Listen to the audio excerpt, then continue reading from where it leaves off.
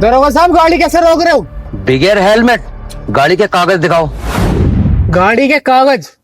हो अंडरवर्ल्ड में जिक्र आया राह के नाम। जानते हो कौन हूँ मैं? अबे तू कोई भी हो, हमें तो गाड़ी के कागज दिखा। अच्छे ऐसे नहीं मानोगे। कौन सा बदमाश जो मैंने ना जानता। हेलो, अरे नेताजी है तुम्हारा दरोगा, मुझसे गाड़ी के कागज मांग रहा है, कह रहा है मेरा चालान काटेगा। इसे समझा लो, इसकी वर्दी उतरवा दूंगा नहीं तो। बात करो, लो बात करो। भाई गलती होगी, आगे से कभी नहीं रोकूंगा भाई। जाओ आप जाओ। जाओ भाई साहब, जाओ जाओ। बस हवा निकल गई, हिम्मत नहीं है क्या? लो बात करो।